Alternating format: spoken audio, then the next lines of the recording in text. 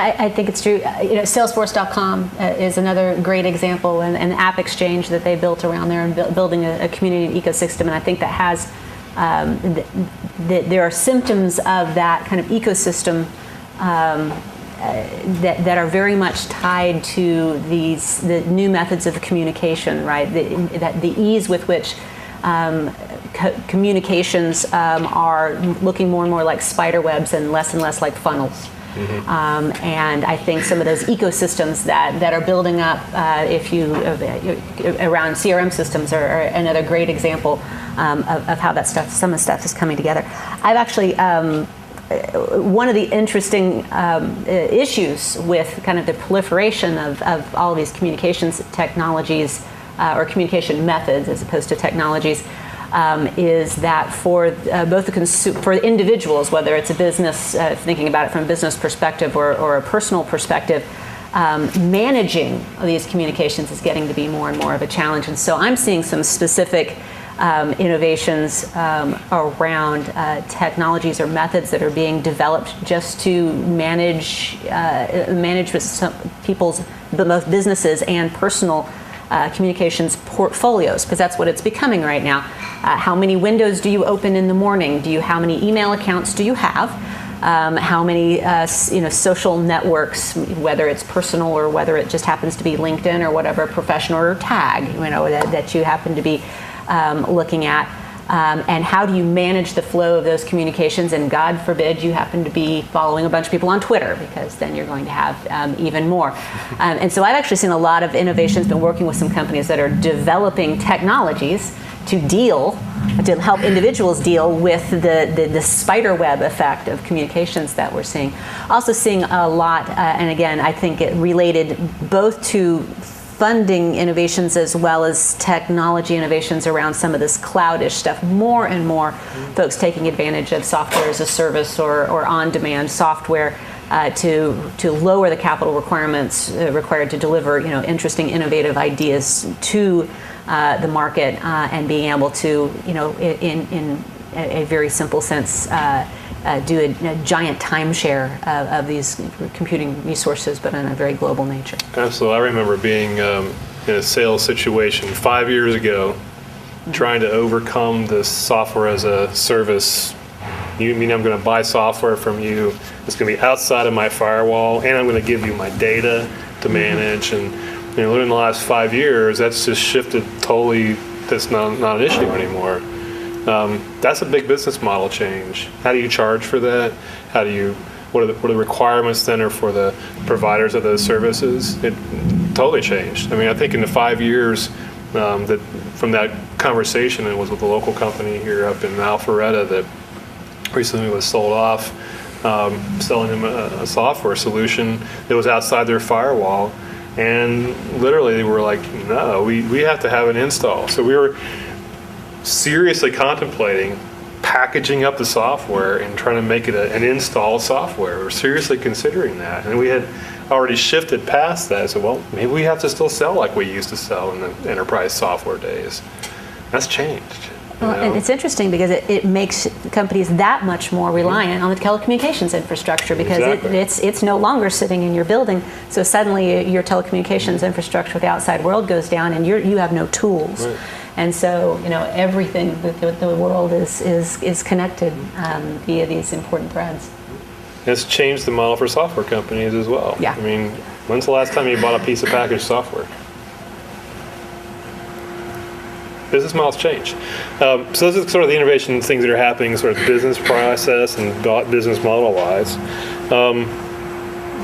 There's a lot of companies that have difficulty innovating. They have to keep their current businesses going. They may be able to do some incremental product enhancements, which I think we sort of talked a little bit about. What are the things that sort of need to be in place for companies, small, medium, and large, to be able to innovate in a sort of pragmatic and sustainable way? Well, I know you've got some particular interest in this area. I do. There's actually been a lot of interesting work on this, academic work on this in the last few years, and although I'm not necessarily a big fan of academic work, a lot of it seems to make sense. It's separate and yet tied in. So I think it's been demonstrated to a fairly consistent degree that, especially in large organizations, and Mike, you and I talked about this, innovation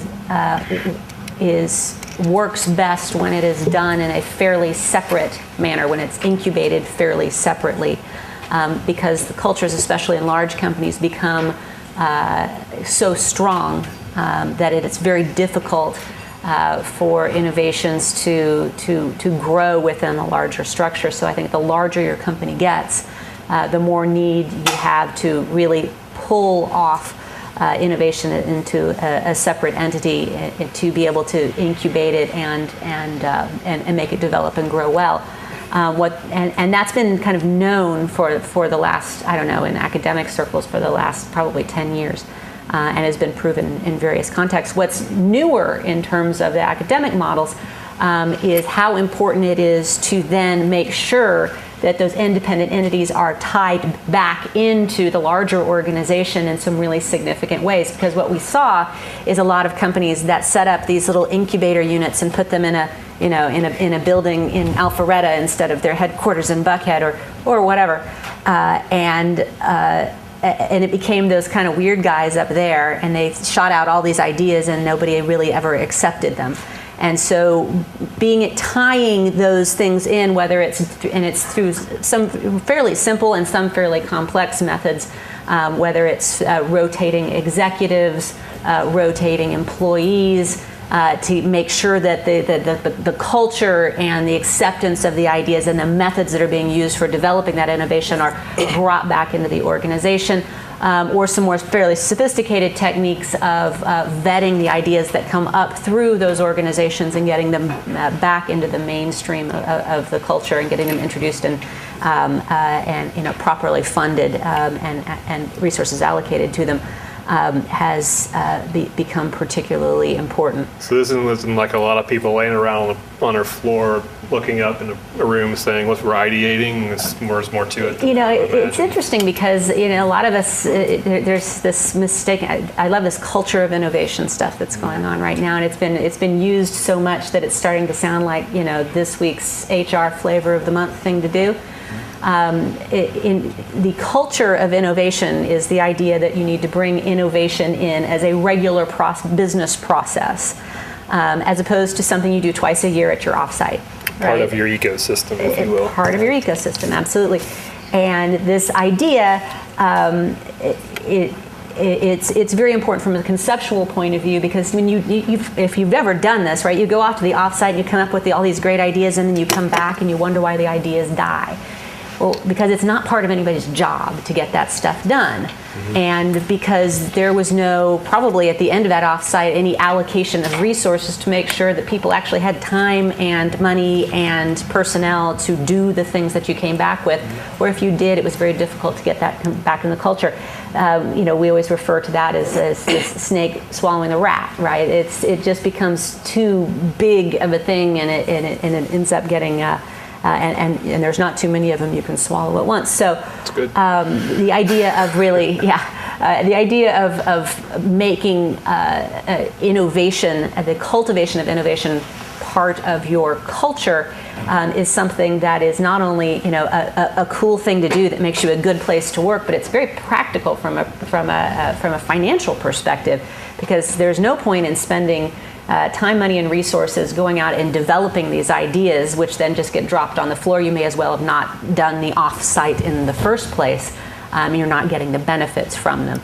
So you have to have systems and processes in your organization that regularly search for these ideas and incubate them properly to be able to get them embraced, funded, and moved into the regular process of the organization.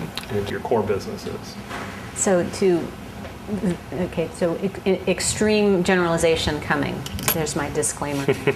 In general, large companies, their advantage lies in their ability to throw capital at stuff, and in some cases their access to certain intellectual property, because they have labs or access to certain assets that small companies don't.